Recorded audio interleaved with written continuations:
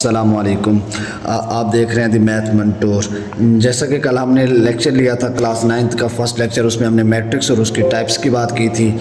आज हम exercise 1 solve कर रहे हैं। एक्सरसाइज 1 का पहला क्वेश्चन है find the order of the following matrices, के हमने ऑर्डर कैसे फाइंड करना था। कल मैंने ऑर्डर की डेफिनेशन आपको बताई थी, the number of rose and columns in the matrix. जो हमारे पास एक मैट्रिक्स होता है उसके अंदर जो रोज और कॉलम्स होती हैं ना, हम उनको ऑर्डर ऑफ मैट्रिक्स कहते हैं। जैसे यहाँ पे हमारे पास ये चंद मैट्रिक्स दिए गए, अब हमने इनका फाइंड क्या करना है, ऑर्डर करना है। अगर आप पहले मैट्रिक्स में देखो, मैट्रिक्स ए के अंदर तो हमारे पास 2 रोज एंड 2 कॉलम्स हैं। मतलब ये हम रो को शो कर रहे होते हैं, रो 1 ये हम शो कर रहे होते हैं रो 2 को, और ये कॉलम 1 ये हमारे पास क्या होता है कॉलम 2।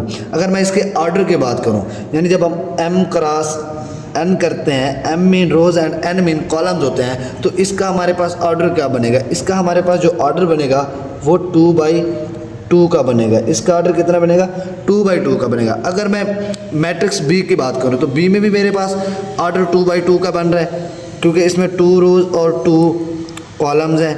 अगर मैं मैट्रिक्स सी की बात करूँ, सी वाले मैट्रिक्स सी, तो इसमें देखिए मेरे पास रो 1 है और कॉलम क्या है 2 है, तो इसका ऑर्डर क्या बनेगा 1/2 बनेगा।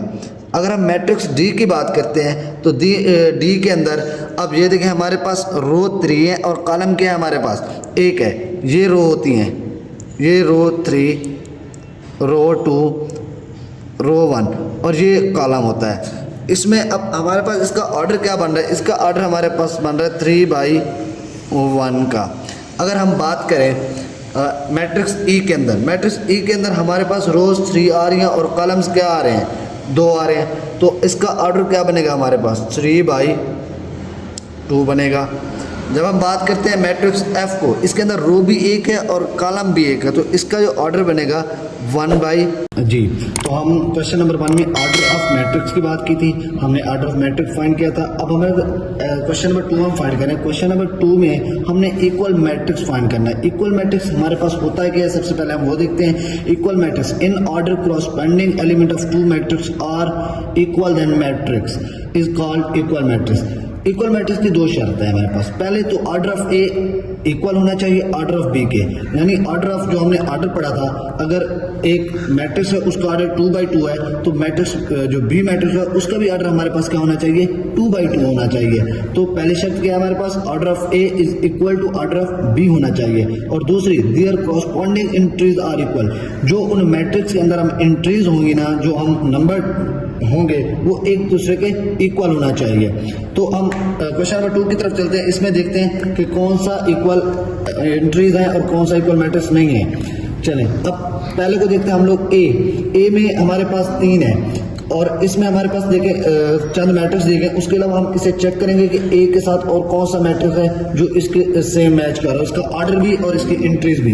हमारे पास यहाँ ए के साथ हो रहा है एंट्रीज सी की। देखें, अगर मैं लिखता हूँ ए इक्वल है किसके, सी के। सी के इक्वल क्यों है, अगर मैं सी को देखूं, सी मेरे पास क्या है 5 - 2 है। जब मैं इसको सॉल्व करता हूँ इस मैट्रिक्स को, ये मेरे पास क्या बनता है 3 बनता है। मेरे पास मैट्रिक्स ए भी यही है, मैट्रिक्स ए मेरे पास क्या है वो भी यही है। तो ए इज इक्वल टू सी, ये हमारे पास कौन सा मैट्रिक्स हो जाता है, इक्वल मैट्रिक्स हो जाता है। इसके अलावा हमारी ए और सी हो गया। इसके अलावा बी को देखते हैं। बी मैट्रिक्स बी किसके इक्वल है, मैट्रिक्स बी 3 और 5 है मेरे पास।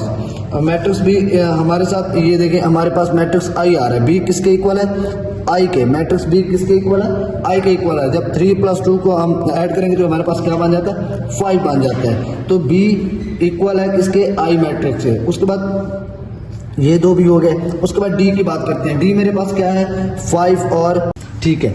अब मैट्रिक्स डी की बात कर रहे थे। मैट्रिक्स डी यहाँ पे इन मैट्रिक्स के अंदर किसी के इक्वल भी नहीं है, तो ये क्या हो गया, ये मैट्रिक्स नहीं है। अब बात करते हैं ई वाले की। ई को देखते हैं, हमारा ई किसके इक्वल है। ई हमारा देखें तो एच के भी इक्वल है और जे के भी इक्वल है। देखो ई हमारे पास 4062 है, अगर एच की बात करें वो 4026 है। अगर जे की बात करें 2 + 2 4 हो जाता है हमारे पास, ये 2 - 2 0 हो जाता है, 2 + 4 6, ये हमारे पास 2 हो जाता है। यानी मैं अगर बात करूं तो ये मेरे पास इस तरह भी मैट्रिक्स बन जाता है। तो ये हमारे पास E प्लस E इक्वल है एच के इक्वल है जे के। उसके बाद हमारे पास F मैट्रिक्स रह गया। F किसके इक्वल है? F हमारे पास है G के equal. F is equal to हमारे पास किसके है? G के। अब G वाला मैट्रिक्स देखें, 3 - 1 3 + 3, तो ये हमारे पास क्या बना? ये हमारे पास 2 और 6 बना। हमारे पास F मैट्रिक्स भी यही है, 2 और 6। तो ये हमारे पास इक्वल मैट्रिक्स है जिनकी हमने अभी बात की है।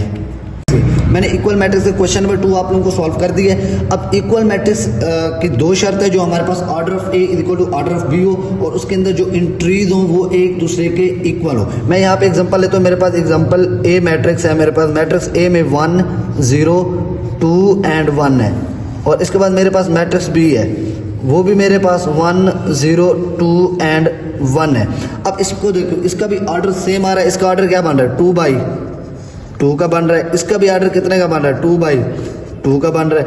अब इसमें आपने पहली शर्त हमारी हो गई कि ऑर्डर इसका सेम हो, ऑर्डर सेम है। उसके बाद हमने बात करनी है कोरस्पॉन्डिंग एंट्रीज, यानी इनके अंदर जो एंट्रीज थी वो एक दूसरे के इक्वल आने चाहिए। यहाँ पे भी 1 0 2 1 है, यहाँ पे भी 1 0 2 1 है, तो ए इक्वल होगा किसके? बी के। अब हम क्वेश्चन नंबर 3 की तरफ जा रहे हैं। क्वेश्चन नंबर 3 में हमें मैट्रिक्स दिया गया है, इक्वल है, और इसके अंदर हमने ए बी सी और डी की वैल्यूज फाइंड करनी है। हमने करना क्या है? हमने पहले इक्वेशन को पहले मैट्रिक्स के वाले नंबर के साथ हमने इक्वल ले लेना है। जैसे मेरे पास a + c is equal to 0, equation 1 हो जाएगी। उसके बाद a + 2b is equal to -7, ये मेरे पास इक्वेशन 2 हो जाएगी। c - 1 is equal to 3, equation मेरे पास 3 हो जाएगी। उसके बाद 4d - 6 is equal to 2d, ये मेरे पास इक्वेशन 4 हो जाएगी। अब हमने इनसी में से हमने ए बी और सी डी की वैल्यू फाइंड करनी है। हम सबसे पहले इक्वेशन 3 को सॉल्व करते हैं। इक्वेशन 3 में देखें, c - 1 इज इक्वल टू मेरे पास क्या है? 3 है। जब मैं ये 1 इस साइड पे नेगेटिव हो रहा है, उस साइड पे जाके क्या होगा? पॉजिटिव हो जाएगा। 3 + 1 इज इक्वल, ये मेरे पास जवाब आ जाएगा c इज इक्वल टू 4 मेरे पास जी। तो हमने a और c की वैल्यू फाइंड कर लिया। अब हम a की वैल्यू इक्वेशन 2 में पुट करके हम b की फाइंड कर सकते हैं। जैसे मेरे पास यहाँ पे a + 2b is equal to -7 है।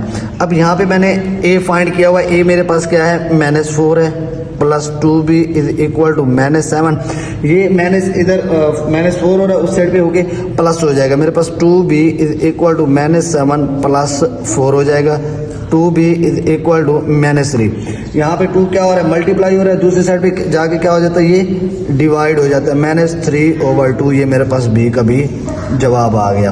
अब हम इक्वेशन नंबर 4 को सॉल्व करके यहाँ से d भी फाइंड कर सकते हैं। 4d - 6 is equal to 2d। अब हम d को इस साइड पे लेके आए, माइनस हो जाएगा। 6 को उस साइड पे लेके जाए तो ये क्या हो जाएगा? प्लस हो जाएगा। 4d - 2d is equal to 6। अब 4d में से 2d हम माइनस कर दें तो बाकी हमारे पास क्या बचेगा? 2d is equal to 6। अब 2 इधर मल्टीप्लाई हो रहा है, इधर आके क्या हो जाएगा? डिवाइड हो जाएगा। तो मेरे पास क्या आ जाएगा? d का जवाब आ जाएगा। d का मेरे पास जो जवाब आया वो 3 आया है। हमारे पास d का आंसर क्या आया है? 3 है। तो हमने a b c और d की ये वैल्यू फाइंड की है। हमने a भी फाइंड कर लिया, b भी फाइंड कर लिया, c भी कर लिया और d भी फाइंड कर लिया।